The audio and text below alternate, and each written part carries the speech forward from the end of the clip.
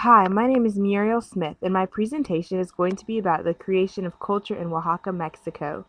In the fall of 2009, I went on a study abroad program where I had the chance to live for 2 months in Oaxaca.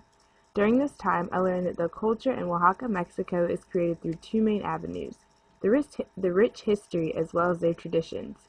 Here you can see that Oaxaca is located in the southwest region of Mexico.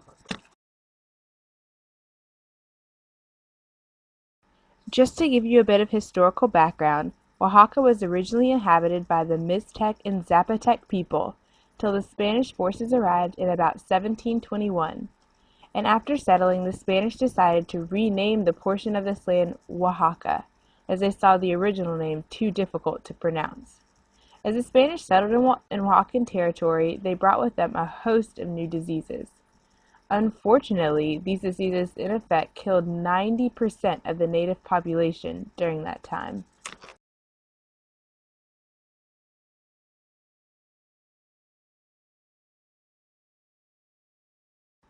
With that came a new culture, a new way of living, and the new religion of Catholicism. The Spanish also brought along a new language. These new elements combined to create the culture present in Oaxaca today. The streets in the city are often named after famous government officials or important moments in history. For example, one of the streets by my house was named after the former president Benito Juarez. Furthermore, the Battle of Cinco de Mayo was won by the Mexicans and is celebrated on the street signs as you can see in this picture. One of the greatest ways I learned about the history of Oaxacan culture was to walk around the downtown and admire the historical monuments and buildings located throughout the city. The building in front of you is a theater that's been used for over 100 years as a boxing and wrestling arena, circus tent, and theater, among other things. The architecture of the building is similar to that of the churches located throughout the city. One of the greatest and most well-known churches in all of North America is located in Oaxaca, Mexico, called the Santo Domingo. You can see this church in the background of the picture with my friend Andy and I standing on the outside.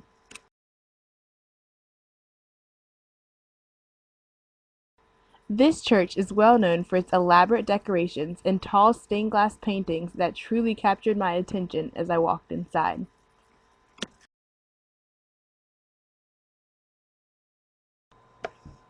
When we arrived in Oaxaca, Mexico, we had the opportunity to link up with social justice activist Oliver Froling, who took us on a bus tour around the city and who has taught us a lot about Oaxaca's history.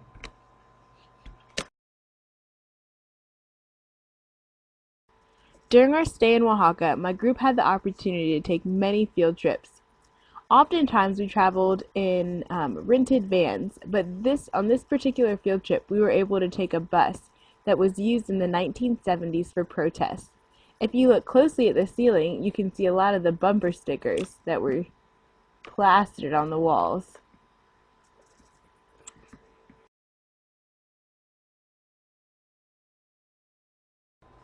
On a warm Thursday afternoon, my class had the opportunity to hike up to Monte Alban. Monte Alban is an old archaeological site that houses the ruins of the Zapotec people. The Zapotec are people that were native to Oaxaca, Mexico, and at the site in Monte Alban, you can clearly see a gathering center where there were thousands of people used to come around, and a speaker would be in the center and give them the news of what was going on. There's also a sports arena as well as an observatory. When we were in the museum prior to hiking up to the mountain, I didn't understand exactly what was so exciting about the archaeological site. I wasn't excited about seeing the ruins. I was just kind of indifferent because I wasn't aware of just how awesome and incredible the archaeological site was. But it wasn't until we went down and saw the ruins for ourselves, as you can see a picture of in front of you, of just how elaborate and intricate the designs are. It really blew my mind to think that this was built by hand and by people who took the time to lay each brick, lay each rock in place. It really blew my mind.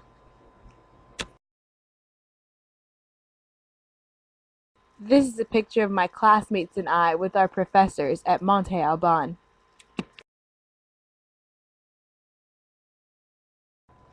During our time at Monte Alban, our guide taught us that although archaeologists have been able to gather a lot about the lives of the Zapotec people through these ancient ruins and the markings and carvings that they left, much of what their lives were like and what they did, we still don't know.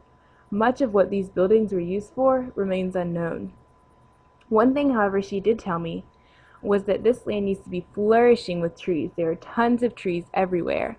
Unfortunately, the Zapotec people were cutting trees down in order to make a path so they could travel back and forth and carry goods back and forth. Unfortunately, because they weren't planting more trees, a lot of the wildlife population died out. And as a result, a lot of the animals became extinct, and we no longer have them in the world today. I think one of the greatest things that I took away from Monte Alban was just truly learning about the history and the culture of the Zapotec people in the same way that the Oaxacan children learn on their field trips. My classmates and I were advised to wear sombreros or hats during this field trip. Because of the lack of trees, the sun was shining right down where we were.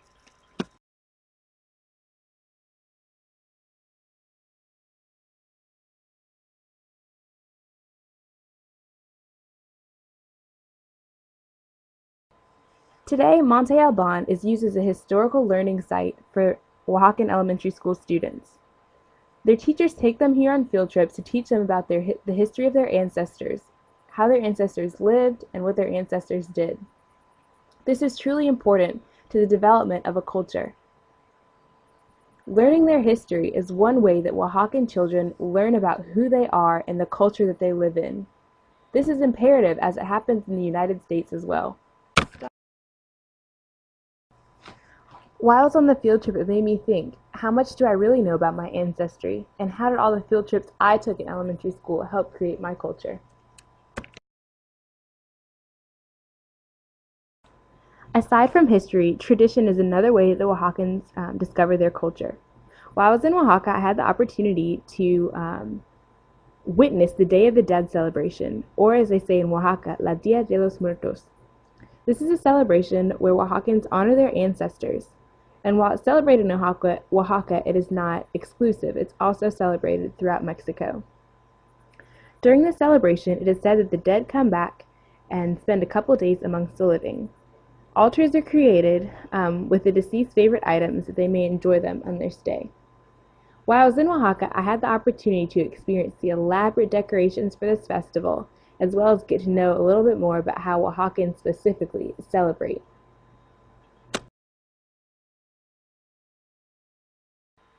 Before coming to Mexico, I had an idea of what Day of the Dead was, but I had no idea how widely celebrated it would be throughout the city. In Oaxaca, La Dia de los Muertos is taken to a whole new extreme. As you can see from this picture, buildings are painted to commemorate this celebration. Aside from the paintings, there are several other ways that the city is decorated. This is an example of the sand art on display in the city center, also known as the Zocalo. Tourists come from all around to view these elaborate sand paintings.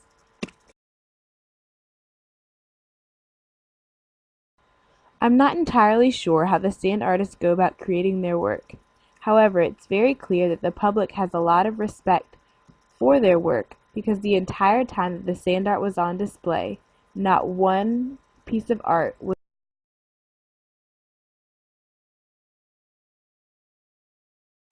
Much of the sand art and other types of art depicted skeletons of ancestors and perhaps what their spirits may have looked like. Some were paired with friends, family, and other loved ones.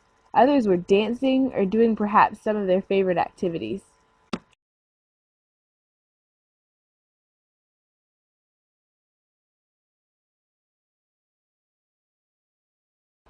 This is another picture of some of the sand art located in Zocalo.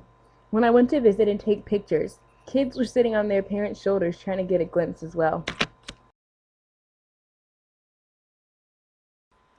As you can see by the number of people in this photo, The sand art was a major attraction for people who lived in Oaxaca as well as tourists who were visiting. It was very hard, but my friends and I were able to push through the crowds and get some great pictures.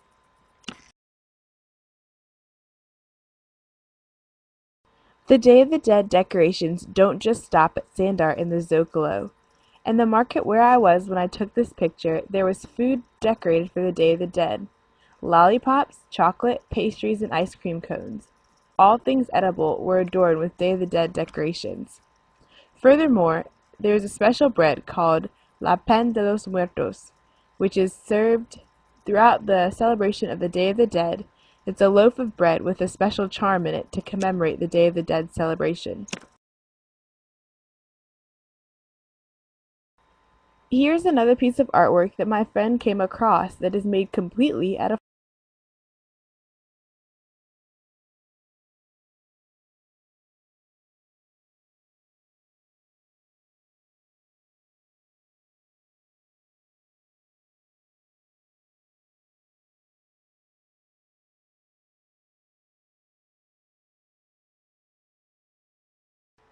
This picture shows marigolds that are set up around a graveyard site.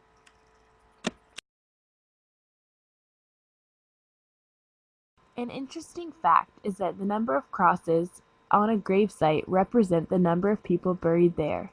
This particular gravesite had 5 crosses.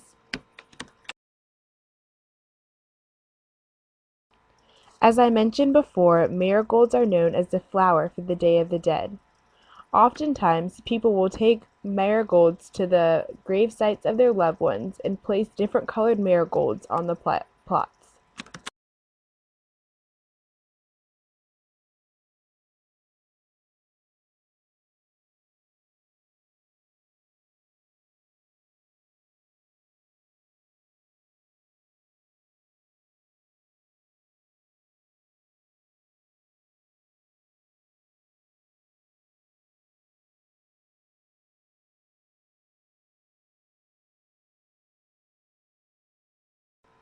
This is a picture of an altar set up in a rural town of Oaxaca.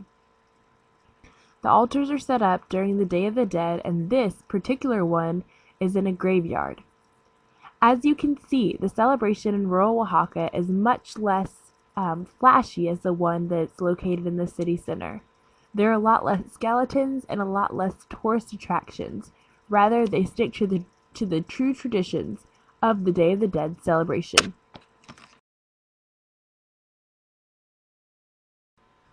The Day of the Dead celebration falls around the same time as we are celebrating Halloween in America.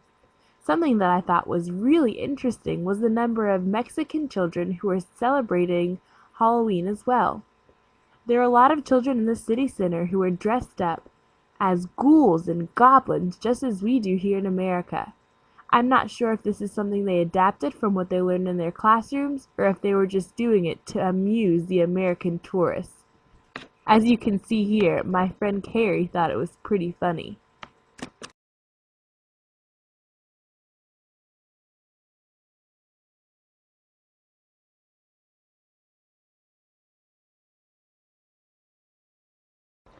One of the things that Oaxaca is most well known for is being the land of 7 moles.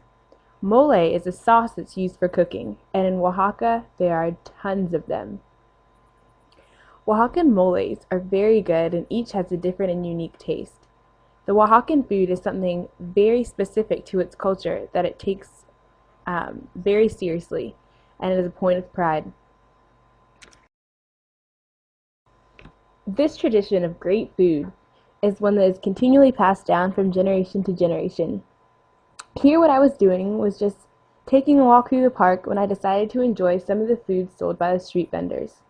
The women here, they handmade their own tortillas and they were using a fire to heat the tortillas as well as some great things inside it. Oftentimes you find beans, special Oaxacan cheese, and chicken to fill the insides of the burritos or the tortillas.